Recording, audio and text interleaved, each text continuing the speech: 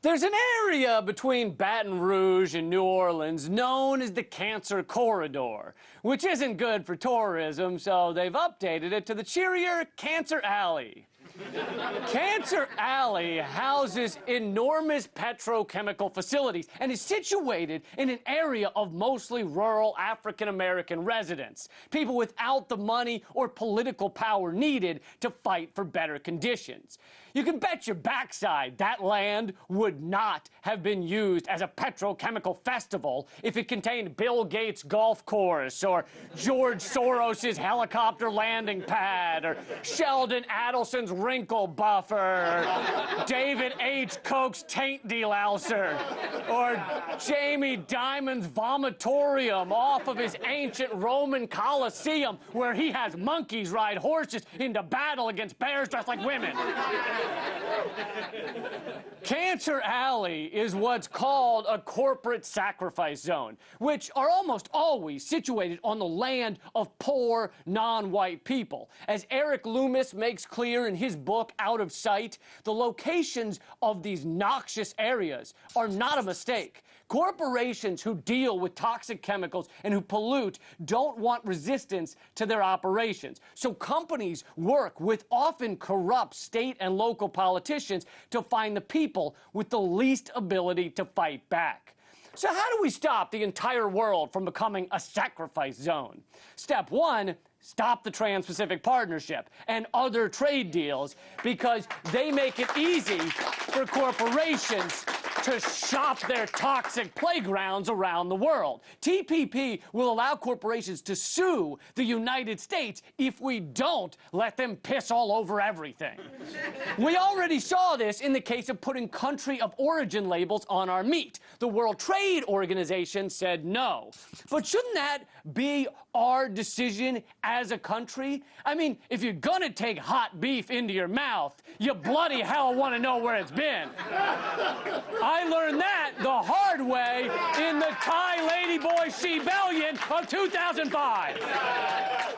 Step two to stopping toxic zones is resistance, plain and simple. Stand up and scream from the hills about the wrongdoing of these companies. Big brands like Walmart, Amazon, and Target pretend as if they can't possibly know where and how their products are made. They contract the labor out to third parties, and then, inevitably, the hits the fan. Well, not actually the fan, because most of the factories don't have fans, hence the name sweatshop.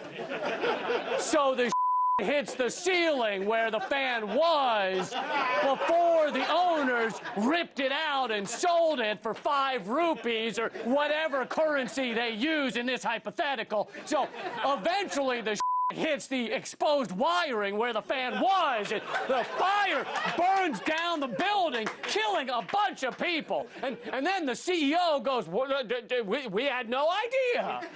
How could we possibly have known that our Walmart brand Live Free or Die hoodies were being made by children housed in a vat of chemicals, getting paid in only bathroom breaks and DVD copies of The Hangover Part 3? You heard me. Part 3. How could we have known? The big brands only care whether the clothing or the toys or the double-headed dildos cost them almost nothing. They don't think twice about the environmental or human impact. And they don't even see the irony of not thinking twice about a double-headed dildo. They don't care who makes their stuff. They don't care if their new line of Easy Bake ovens are made with chemicals that Easy Bake owls in Ecuador. Step 3. Keep talking about this stuff. Eric Loomis rightly says media coverage brings knowledge. Knowledge creates action. Action leads to change. Corporations know that information is traveling faster than ever, which is why they're making it illegal to film their operations. Ag-gag laws try to cover up factory farming, and those laws are spreading to other industries. But guess what, motherfuckers? You're too late! We already got the images, bitches! These are actual shots taken by Mishka Henner.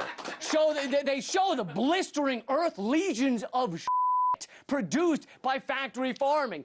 Ag-gag is right, you animal-abusing bastards. What's wrong, Cargill? What's wrong, Tyson? We're not gonna be friends anymore? What, just because I showed a couple of your rancid pools of stinking disaster to the world?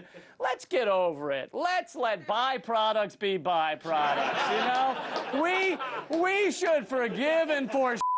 We should. Am I right? It's nothing. It's just feces under the bridge, you know? There's no use crying over spilt toxic sludge from tortured cow entrails. Oh, God. Look at that thing.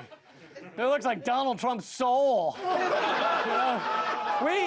We should build a wall around that so people don't have to see it, you know? Don't worry, if elected, I'll make Donald pay for the wall. Anyway, we shouldn't care if filming corporate destruction is illegal. We shouldn't care. We should all listen to the words of Thomas Jefferson. If a law is unjust, a man is not only right to disobey it, he is obligated to do so. Now, Jefferson never really said that, but he thought about it. He did.